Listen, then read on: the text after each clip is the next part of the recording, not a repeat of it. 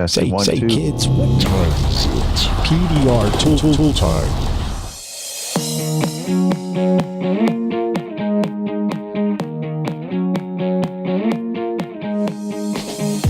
Hey, what's up, everybody? My name is Mike Toledo, along with Daniel Grom, Vince D'Alessandro, and John Highley.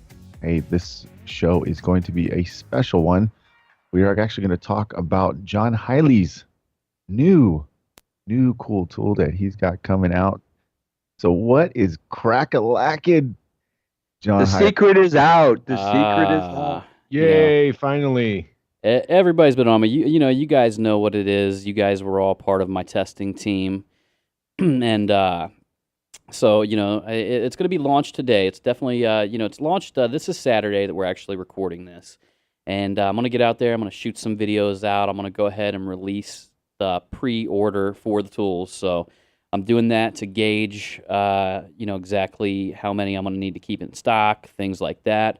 But just placed a big order on all the units, and what it is, came out with a tool that is a tactical tool in our industry. So it's a multi-use style tool, and I really owe it to a lot of my testers, including Daniel Grom, Mike, Vince, Paul Corden, Bryce Kelly, and a lot of my students that actually came in here, and I tested it at a different level as well. And I owe a lot of them for inspiring me to make different builds from this specific tactical tool.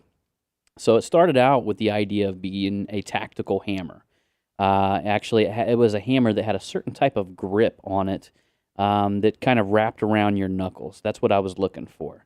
And the more that I played and toyed with it, I actually was able to convert the knuckles into the head of the hammer, and I was able to add different ways that you can actually turn and bend that hammer to do blending. And I started finding that when I was blending on rails, if I would tilt it at a certain angle, it would actually take stress off of my hand. And then little by little, the idea kept evolving, and I'm the kind of person who I listen to you guys.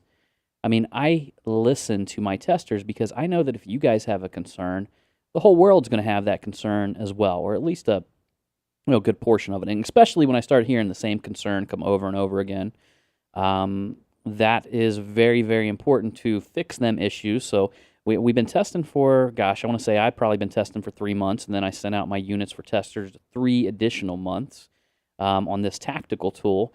And when all the data started coming back in, Paul Corden's hitting me up, dude, I'm finding all these different ways to use it. Bryce Kelly's hitting me up and saying, dude, I use it every single day. This is an important part of my arsenal. And then I got Daniel, who's doing some really creative stuff with it, making different leveraging tools out of it and things like that. That's kind of why it's tactical, because it can do many, many different things. You can leverage with it. I got Mike, who really took to heart my talk that I had with him about how it's improved my blending with this weighted blending ball. So a lot of people have this idea that like everything's got to be so light, light as a feather. And, I'm really into blending, so I actually found that when I added this weighted blending ball to the head of the hammer, that it would actually take over, and you didn't have to hit as hard, which basically... Hold on a second. Let us talk about that, man. I was waiting for you guys to jump in, man. I was just going to keep on talking. So, okay, first of all, what are you calling it? Well, it is the Tactical Elite, so it's part of my brand, which is tacticalpdr.com. Tactical is like, a gun military type style. And all the tools that are going to spawn off of this are going to have a tactical nature to them. They may have a military feel or something like that to them in general. So anybody can go there now and actually pre-order it. And I'm looking 30 to 60 days. I want to try to get it tighter to 30, but you know how that is when things come up. I want to give myself a little fluff time, you know what I mean, to make sure everything's dialed in and perfect. So you listeners out there, when you're trying to picture what this thing looks like, it looks like some brass knuckles. In fact, if you're getting in a scuffle, you could take the handle off and use this thing. Hey, and with Dave Streen's sharp tips that I put on it, it's a murder weapon. Oh yeah, Yeah. it's very dangerous. We and a lot of us that have had it have been secretly putting it in our pictures sporadically on Facebook and Where's Waldo? throughout the kind of the Where's Waldo thing the last month or two. And yeah, it looks like brass knuckles. John or Daniel's absolutely. You could do that because yours is black. Mine's bright green. I couldn't do that because it would show up like a sore thumb. Yeah. I was using it, John. And when you were talking about the steel blending ball, I was very surprised how well that actually worked with the handle and everything put together. And I could switch it from that one. I call it the wand that you screw in the handle. That's a carbon Kevlar handle there. And then and the way it, just like you mentioned, it lays down the metal and spreads the metal out nice and even with that ball tip. You would be very surprised. I'm surprised not many people actually even spoke about that type of tip before. In fact, I don't know. It's just, I guess people just have to kind of understand how to try it before they can kind of visualize using it. But it worked really good. I think Hale guys are going to embrace this like you can't believe. I mean, when you start using it on a rail, and like you're saying, you put that blending ball on there, your wrist is at a very nice, comfortable position, and you just drop it. You're actually just kind of rocking it in your palm of your hand. You're dropping it on the rail, and it's so much more comfortable than a regular hammer. And I mean, once a guy tries that, it's over. Right. You know, and that was the idea, to be able to get your hand a little closer to the window to actually rest it on there while you were dropping it instead of being at that angle. And what people got to realize, the reason why I came up with the ball is because it's almost, it's not a 360 hitting, but you can hit anywhere on that radius and you can still get pretty decent contact. So no matter, you're not going to make a mistake. Right. So no matter which way you turn that hammer, if it's a ball, you're going to be able to hit it on any side, any angle. So, and I was real happy that you that when you went out and did your blending demo, Mike, that you really understood, because I think you said that you had the least amount of blending mistakes that you've ever seen when you were using it. Yeah, no, I did. I was really surprised. I mean, I did a test, a similar test to what Tom Price and Luke Price did. I was doing a hard pull test on the latest glue tabs, which is coming up on Dent Trainer, and I blasted that rail basically. I mean, I had highs like you wouldn't believe all over the place. That gave me a perfect opportunity to use that blending ball, and I tell you what, man, it did really, really good, really good. I was very surprised. I blended the whole thing down. I didn't do any further glue pulling, and it worked really good. I like I said, I think a lot of people are going to be surprisingly happy how well that works out. Right. Yeah, so that blending ball is definitely legit. I've always used a metal knockdown tool for forever, and it's very reminiscent of my knockdown tool, my metal knockdown tool, and the accuracy that comes with it being sphere shape. I think that's crucial. It's very, very useful. I think you're right, Vince. That's that I forgot to mention, that you hit it there. It's like it's very accurate. You don't catch yourself making a lot of mistakes. And like you said, the sphere, the round part, it really doesn't give you that chance to do that. To make a mistake. I mean, you can make a mistake, but you'd have to be pretty much closing your eyes to do that. So yeah, and I thought this looks good. Yeah, the big deal there, in my opinion, is also because it weighs 60 grams. So you guys got to imagine, I mean, it weighs about as much as the head of the hammer. So you're almost doubling the weight of the hammer. But, here's the thing. You don't have to swing as aggressive. You literally just barely drop it. I mean, barely drop it. And it kind of allows the tool to do the work. That's why I'm going to give you guys an construed example. That's why I carry a sledgehammer sometimes to move out rear quarters. Could you imagine going underneath a rear quarter panel and taking a little plastic hammer or your little knockdown hammer and trying to move it out? It's not going to happen. It doesn't have enough ass behind it. And that's what I wanted to do. I wanted to add something, but, I was talking to these guys here, and I said, I got a way I can reduce this unit's weight the actual top of the hammer, I can reduce that weight by 30%. And everybody jumped in and said, go ahead and do that because we got this blending ball. There is 1, 2, 3, 4, 6 places that you can attach this blending ball to it. You can add weight to that hammer at any time. So I reduced the general weight of the unit and then added. You can add at any time if you grab the blending ball. Now to visually give the listeners a picture here, and there'll be a video with the regular hammer. You have to lift your elbow and your shoulder to blend on a rail, especially if it's an SUV. And with John's, you're not raising your elbow or your shoulder, so you're saving that. And if you're working on a hail car for days, or working a hailstorm, I should say, that's going to save you a lot. Now, Daniel, you had a lot of innovations with this thing. I mean, you were. I would say you were out of everybody out there. You really tinker a lot. We talk about Daniel taking things to the grinder, right? And you're always changing, and you were one of the greatest helps as far as finding new ways to use the tools. So if you can explain some of the stuff that you came up with while you had it in your possession, I think the audience would love to hear that. So originally I was like, okay, I got it up to 7 different things I'm doing with it. I think I'm up to 12 or 13 now that I've got. And I've got like all these accessory tips, from all these other different hammers and tools. And I'm putting everything on there. And I'm like, oh, I can use it as a tap down.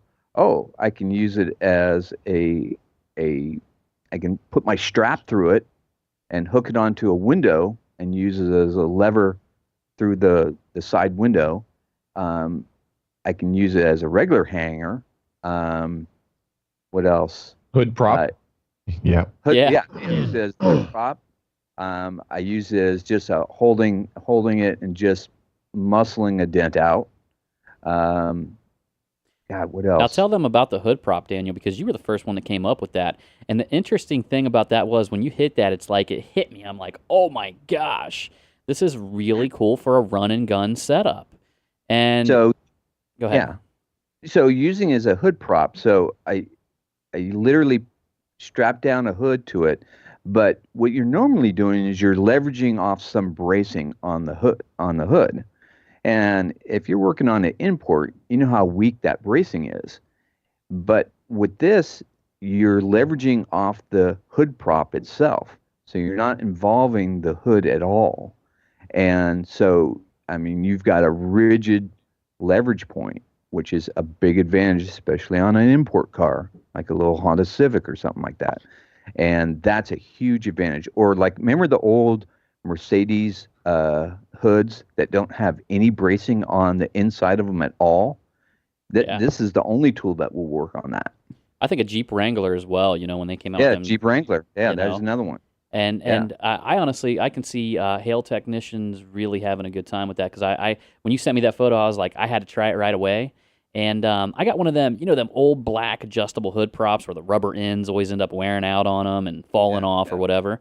So I got one of them, right, and I had a rubber end that was worn off. And so I just took my tap set, tapped a 5/16 hole. It was perfect size on the skinny end, and I was able to thread it with an adapter, thread it right onto the end of that, and actually use my existing hood prop. And going a little further into that, guys, that's the cool thing about it. Whenever you buy this tool, I'm also starting a Tactical PDR University page inside of tacticalpdr.com, and all the Dent Trainer members are going to get this as well. You guys don't have to buy the hammer. It just comes with your Dent Trainer membership, so you can learn the builds. But I'm actually going to show people all these different builds. And the cool thing is, a lot of this stuff, when I'm bolting it to the inside of a panel, because like when you got a big old hole in the inside of your panel, you can actually bolt this thing and thread it into the middle of that, using it as a leverage point. I'm going to teach you guys how to build that stuff and do it with stuff that's at Home Depot, or Lowe's. Yeah. And I'm going to have like a little university there, a hacking university. And then as we build out and as we grow our curiosity and as people out there get involved, I built this tool to inspire creativity. And as people get more creative with it, we're literally going to start manufacturing trinkets for the other guys who might not want to be as creative. They might want something out the rip, hey, I want a leverage kit. And but I want all my people out there to start testing it with me, and start testing these leverage situations. You'll get the university. You'll be able to go in there and watch the videos, and from that, we're going to build out on this thing. So I want this tool to inspire creativity. Well, that's a good that's a good offer too, John. I mean, it's not only just showing them how to build something or be creative with it, but you're also giving them a tutorial how to use it in the middle of it. Yeah. Turn down your mic. You got a hot mic, buddy. Mike's mic is hot. You guys hear that? hot mic. What about there? Oh yeah, That's you're better. good. Yeah, you're good. Okay. All right. So go ahead with Anyway. it, brother. You're all right. Carry We're good. Mike had a rough night last night, guys. So, he's over Yeah. here. His hair is not like he's wearing a hat, so it's not like that one podcast. But I think Vinny, you had a rough night too, right? I did, yes. Kicking off the Memorial Day weekend. My wife's out of town for 4 days with the kids, so. Oh shoot, man. All right, let's go. Man, you should have told me, man. I would have come down and seen you. Well, come on down. Fly on down. So, yeah, go Okay. ahead. Go Back ahead, to Mike. the hammer. Go ahead, Yeah. Mike. Well, I was saying with your training university on the blending hammer, you could, you're also offering a tutorial to it, not just the build, but the use. It could be using that hammer on a tutorial that maybe has the hammer and the tutorial, like whatever you're doing, maybe a blend, and people are curious on how you're blending. What technique are you using to blend, and how do you get that down or flat or whatnot. I just think it's got a really, really good use no matter how you plan to use it. I actually liked using it when I was doing a hood on a hail car, and I had it down on the hood stand, and then I had a tip facing it from the end, and I was just holding it and just pushing all the dents out with that, and it felt real comfortable in my hand because I could put my fingers through the holes Mhm. and then push up. Kind of like it feels comfortable with the new tap down that that the Edgy Tools came out with. So it's really cool. But and that's the thing. That's the thing. I mean, and you're doing that as well. Mike told me the other day that you got some glue tabs that you have for sale on your site, and you're offering a little bit of educational with them. And I think that's important. I mean, like, why not educate people on how to use your tool? Number one, and then the second thing is I want to take people who are novice blenders and make them better at blending in general. I tell you, I've had 20-year technicians come to me saying, man, I just can't get this blending thing down.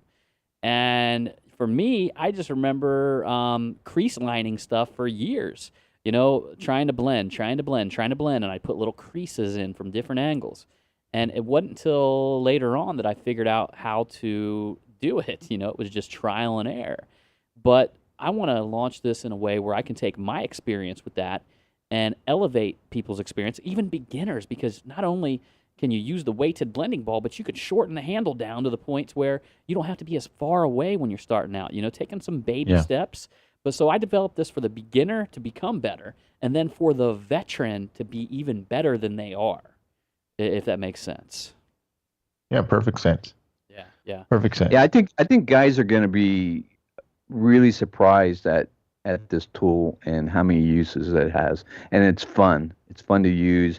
One of the things I was thinking, man, if you're going out on a job, and how oh man, I forgot this tool. I forgot that. If you have your hammer with you, you'll be fine. You'll have everything you need. It's the Swiss Army, the Leatherman of dent tools, man. Hey, that's It is. And when you first sent it, John, I'm like, oh, great. Here we go. Here's another hammer that's going to try and replace my Craftsman hammer. And No, not that. Right. but I didn't come into it with an open mind at all. I'm thinking, oh, okay, everyone in the PDR land is coming out with their own hammer. But it's so much more than just a hammer. Blending wise, it totally made a difference for me instantly. And then when Daniel started texting pictures of all these crazy ideas that he was using, it was like, holy crap, this is insane. And then I started using it as a hood prop and using it in a open access quarter panel for leverage with a hook on it, and using it with my hand instead of using a hand a tool to push out a dent on a hood.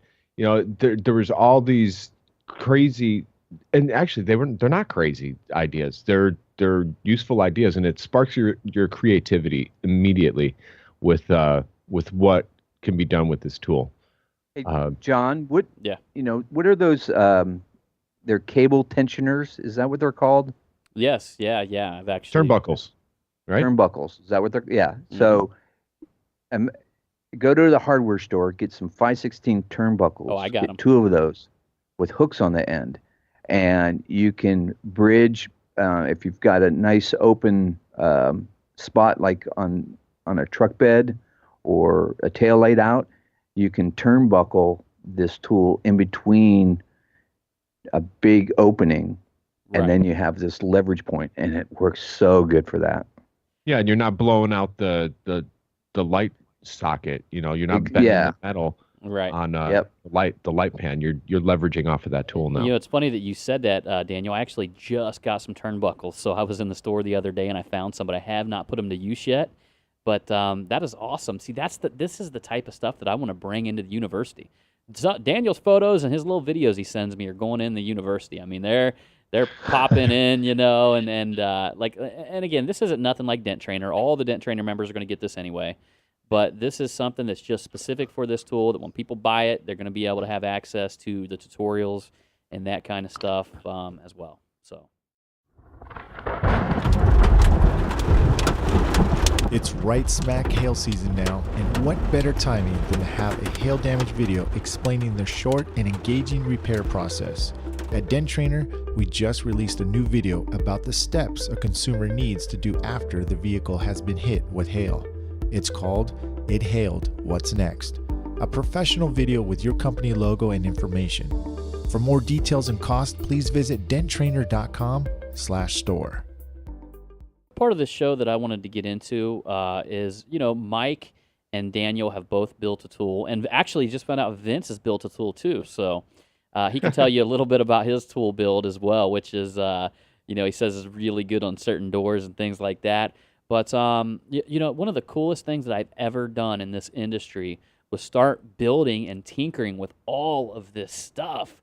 And it inspires creativity, and it makes it brought passion not only into my daily regiment, but it actually brought passion into my dent removals again, to where, I'm back in there passionately like, man, how can I figure something out? How can I do something differently? How can I inspire my creativity on a daily basis?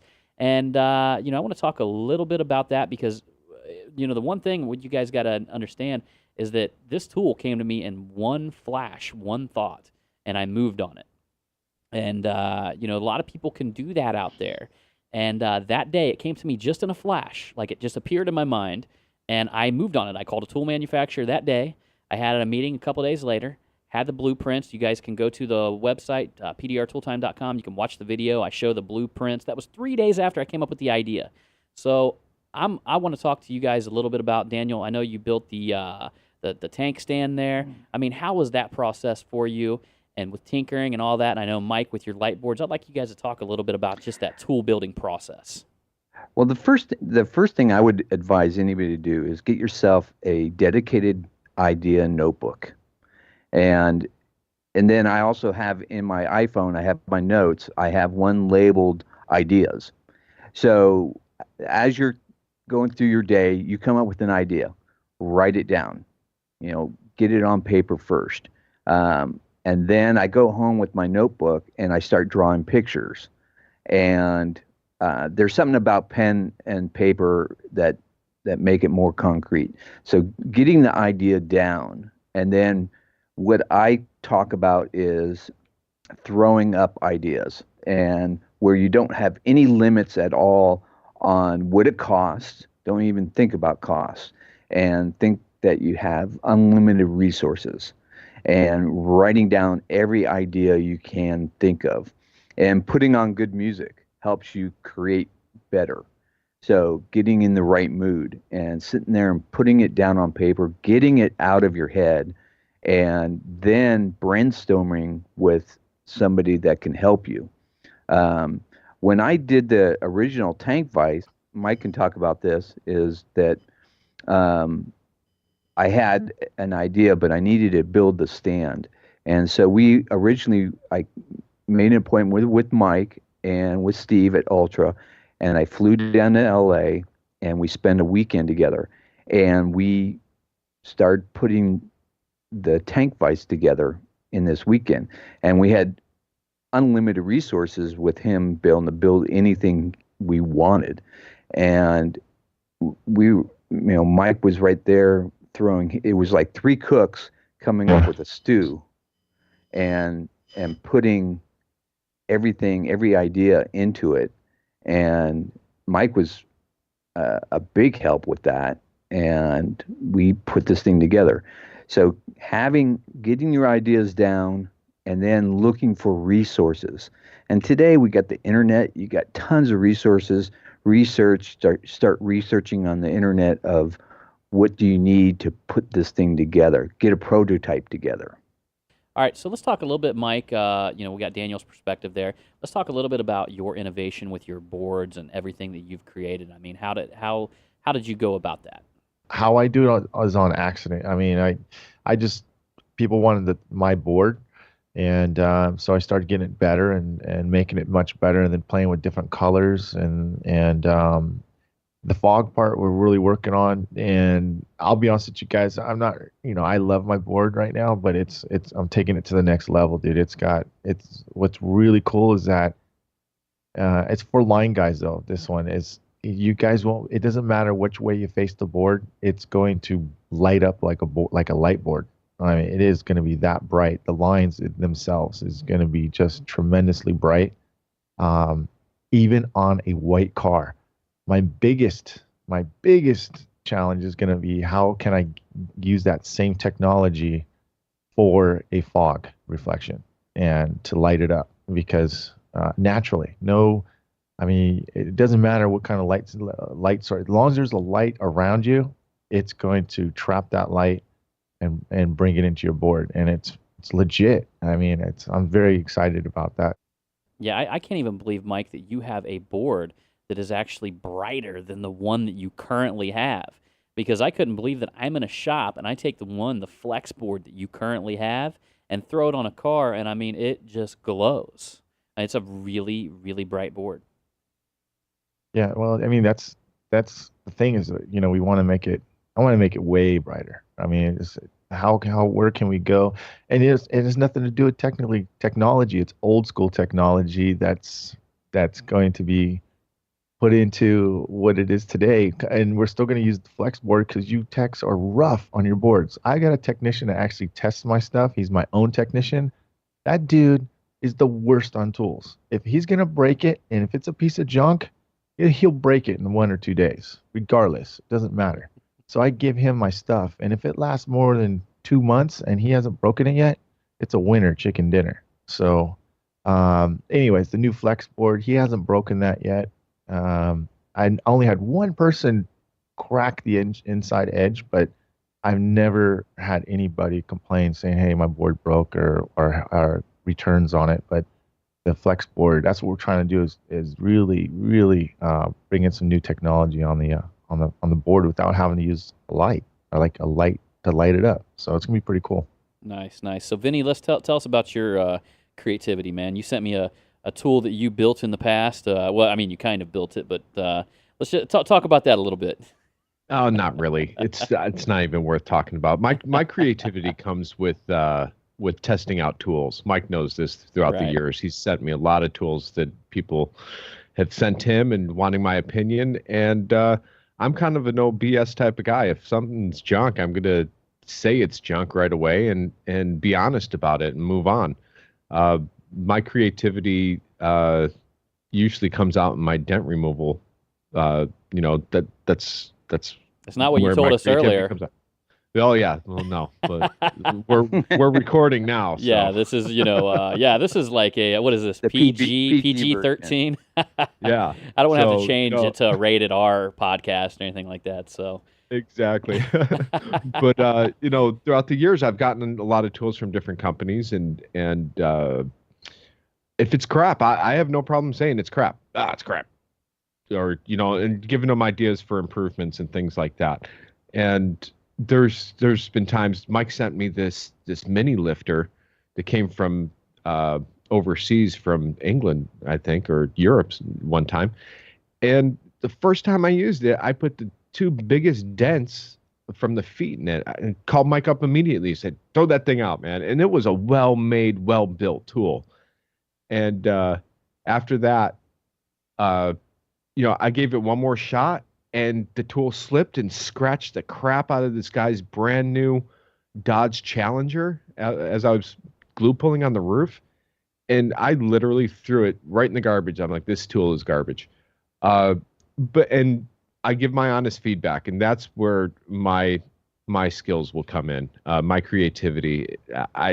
Daniel Grom sent me his motorcycle gas tank stand, his new one, 2.0, and I gave him my input, and that's a great tool. And I haven't really said anything to you, John, negatively about your tool, because there's really nothing negative that I've come across just yet. But if I do come across something, you're gonna know. You're gonna know, man. And and that's an important thing about just the process in general, is because negativity is not negativity. It's constructive way to build criticism. Yeah, people got to realize if one person or two people are going to say it to you, then there's probably 100 people that are thinking it. And so you need to at least take the people that were courageous enough to tell you that there was an issue or that they think that something could be better. And you need to respect that, because there's people that are thinking it. They just weren't courageous enough to approach the person about it. So, and we all know Vinny. He doesn't have no filter.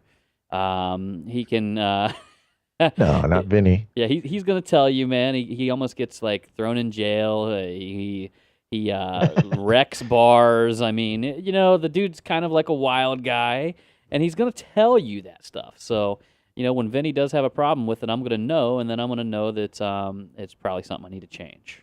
And when I'm not coming from a malicious stand when it comes to those things either. I'm just, like you said, I'm trying to make it a better tool, or a different perspective, because there are people that are afraid of confrontation and things like that. I don't go out of my way to look for confrontation, but if someone's going to send me a tool to check out, I'm going to give you my honest opinion and take it for face value. Yeah, that's important. Yeah, Vinny hangs out with his wang out. So that's right.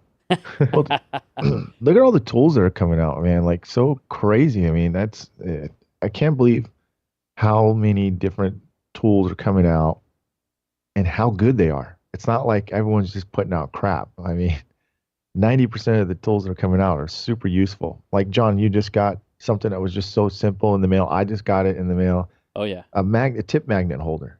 I mean, that was good, man. I mean, I was always thinking, man, I could put some memory foam and just, click it in there. You know what I mean? So, anyways, that's my thing. I just think the tools are getting super innovative. And actually, I like that. I like that little tip holder. Who's that from? TDN. Yeah, it's TDN, but that got sent to me by Jordan Fisher. But from my understanding, he's got a friend who created it, and he's helping him launch the tool. So Jordan is like the European distributor for this tool, and he said it's going to be in Limitent's arsenal. It's going to be in Dentcraft, I think, is going to be carrying it, is what he was telling me. And there may be a couple other tool manufacturers. I don't want to say anything without knowing exactly, but that little tip strip is killer. I mean, it's awesome. Now I want to go back to something, and here's what we're talking about here, guys.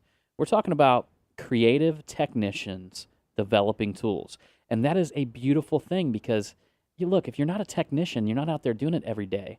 How are you going to develop tools that are useful unless you're out there using them?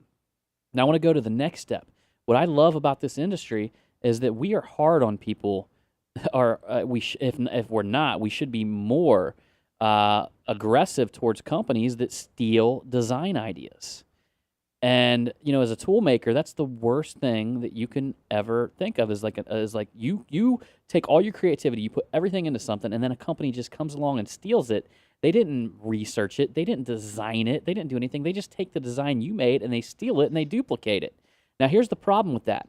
That would kill creativity in our industry. So I'm proud that Right. we got a lot of people out there that stand up and say, you know what? If you're a company that steals ideas and tries to sell them and you're working off the backs of creative technicians, then we're not going to buy tools from you because you're killing creativity in our industry.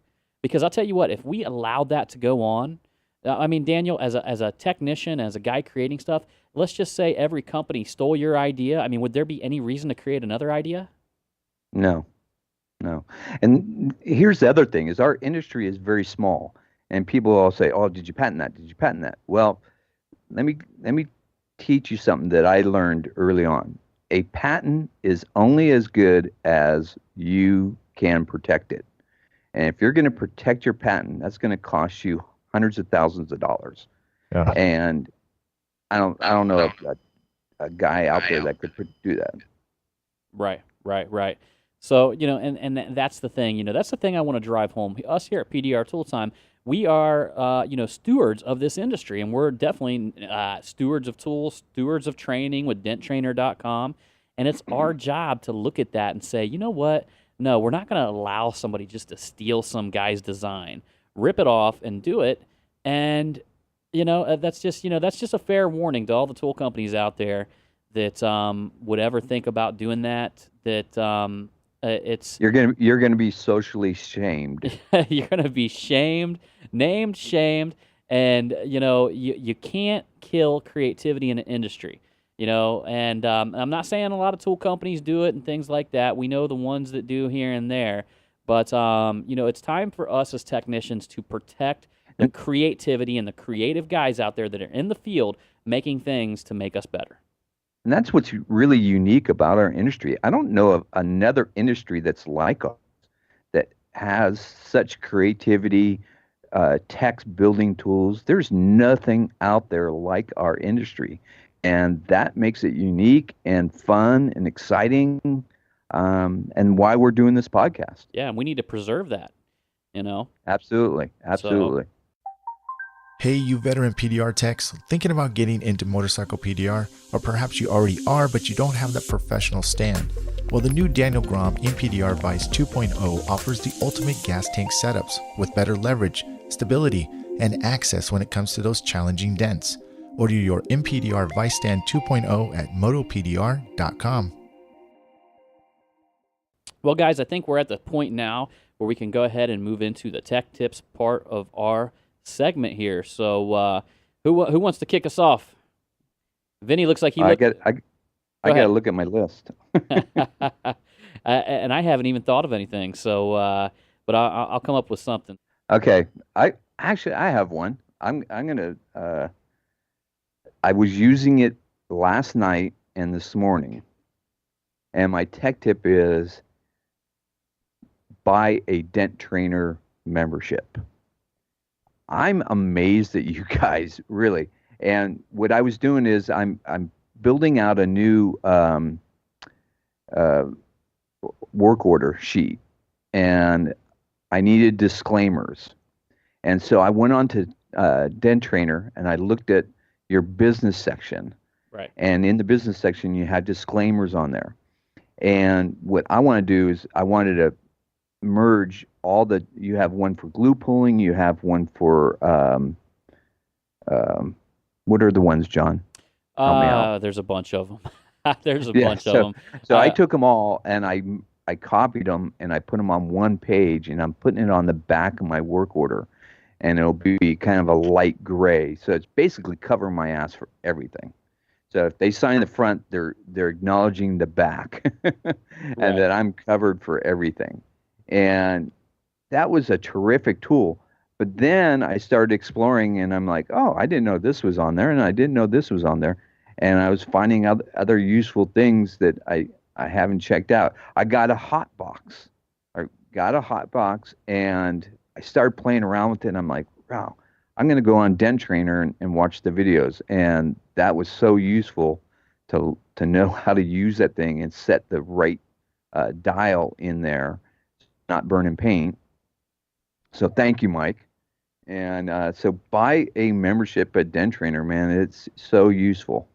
Right. There you go. So, yeah, I think Mike actually cut out of there. He's been having some audio problems and things like that. So, everybody say goodbye to Mike. He just, he's been having audio problems on his end. You guys might have heard some squeaks throughout the podcast, but it's all good. So, and he might be coming back in. So, here I am talking about it, and he's in and out. So, all right, Mike. Vince, you got a tip? I think we got you here. Hey, Vince, so what, we got a tip? You're muted. You're muted, Vince. I'm still thinking about a tip right now. Oh, it's funny because I thought you were joking earlier when I asked you for a tip, and I thought that you were acting like you were talking, and you were just like acting like you went and you froze and all that stuff, and you were acting like that. See, we can see each other on this, guys. We actually use Skype as a platform to talk, and I thought Vince was just joking around, but he actually had it on mute. So go ahead. What do we got a tip? Come on, I know you got something. Oh, man, I'm thinking of something here.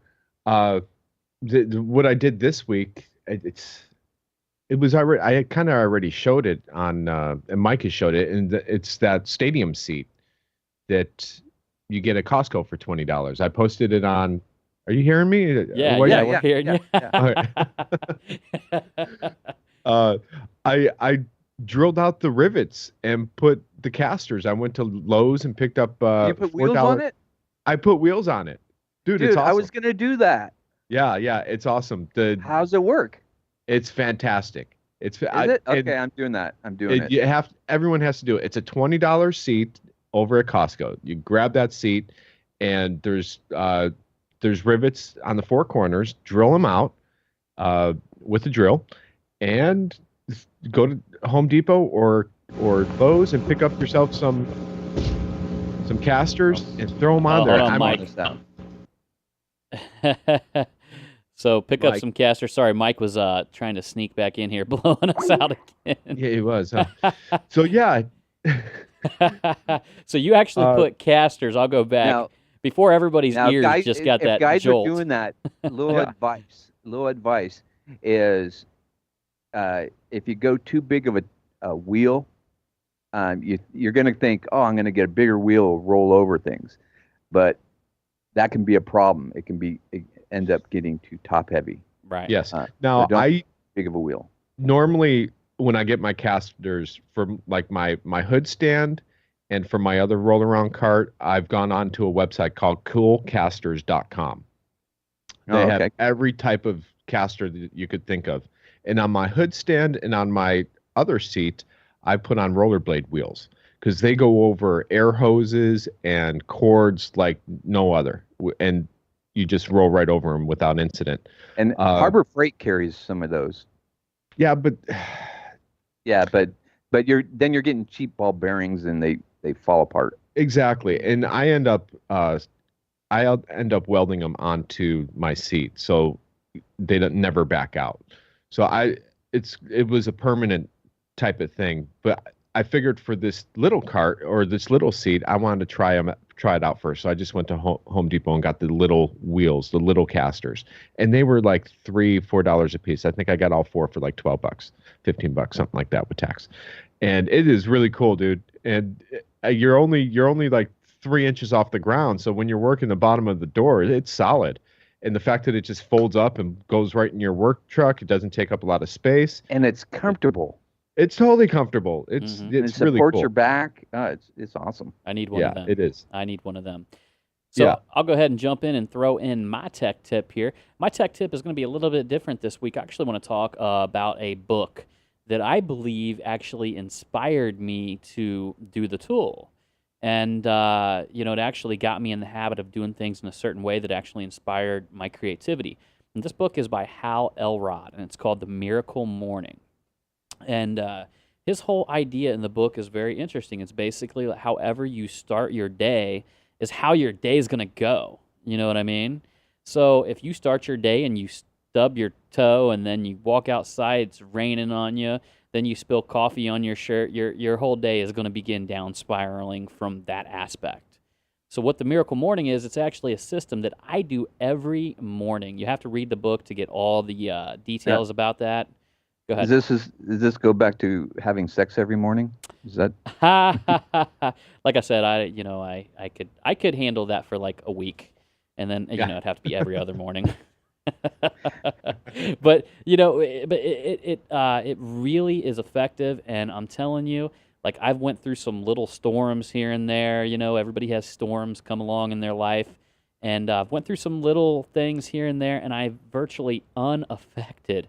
I mean, it's almost like every morning you get a chance to reset yourself to a positive state of mind. You get really serious about what you need to do, how you need to do it, and you do it. And just a heads up, you guys, this is a morning regimen that you do every single morning, okay? And the big deal about it is you got to keep doing it because it actually requires you to take down a journal entry each morning. And believe it or not, I am on day 403 or something like that now with the Miracle Morning. And I have like 403 journal entries. I can actually look back at day 1, day 2, and I can gauge my attitude on them days versus my attitude now. I can look back to the very first day. Now, listen, Vinny, I can look back the very first day that I thought of the hammer idea, and I can read what was going on and back then in my mind, and I can watch my progression, and it's been a very inspiring type thing. I have to say it's life-changing, but I didn't feel the real effects until probably like day 90 or something like that. Yeah, I think that's great, John.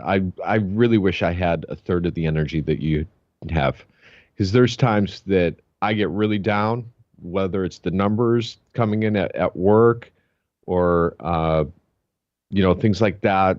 It's usually my life is related to work, so my comfort level throughout the day is based on how I did at work, how I did for my technician. Did I get him enough jobs? Did I keep everyone busy? Did I make all my customers happy? Are they going to be return customers?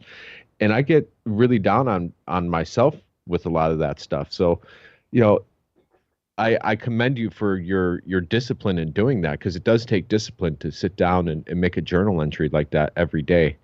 Well, I'll tell you, Vinny, what you're saying right there, an interesting thing about it is it's based off the book, The Miracle Morning, but as I went, I started changing things and doing things a little bit differently based on my, how I do things or how I show up in the world. I started adding different stuff, and I actually kind of renamed it midway through and called it Spiritual Surrender. And what that had to do, the meaning that had to me is that we all walk around with that resistance in life. You know what I mean? You start resisting things, like you start trying to control things you can't even control, I mean, do what you can to like move things forward, but don't get caught up on things you can't control. Surrender that, And because I changed the name of it, I actually I think about that every day. I'm like, when something comes up I can't control, I just surrender it up and say, you know what? I'm going to move forward. I'm going to, easy way to say it, to go with the flow and just move forward in life and keep doing everything you can do to make yourself better. And everything else, you just got to let roll. You got to let it go, Sure. Yeah. Absolutely. Wise words. So, Wise words. All right. Do we have any commercials that we need to? I think we're good. The guys we will all did hear. a big one on the tactical hammer. Yes. Go out, And go out and pre-order that hammer. Yeah. Buy it. Hey, pre-order. It's 30 to 60 days. It's at tacticalpdr.com. And you can check it out. Go to PDR Tooltime, and there is a 12, 13-minute video on there. You can actually look through me talking about it.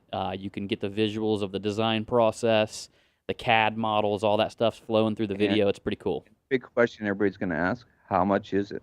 $199 for right now. So it's on sale, $199 for anybody who pre-orders, normally $225.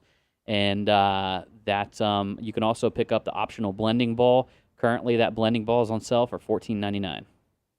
do we have any shout-outs that we need to make this week? You know what? I don't know, Vinny. I think I'll catch up with that next week. Perfect. But just that you said that, get on there and review our podcast. We love hearing your reviews, and when we get you on there, we're going to give you a shout-out. And guys, remember, level up your tools. And join the revolution. Say, kids, what time is it? PDR tool time. I always preach PDR is like mixed martial arts. You have to know how to be a black belt in all categories. At Den Trainer, you can improve your skills no matter what skill level you are as a PDR technician. We have all the latest video tutorials that are described in extreme detail with diagrams and clear explanations. Let's say you're a route tech and you want to branch out into the hail.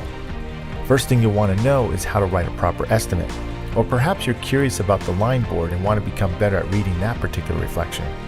Or maybe what's up with the new cold glue? We have it at Dent Trainer. Check it out. Memberships start as low as $59 per month. And right now, you can sign up for 6 months for only $179. Become a Dent Trainer member. You'll be glad you did.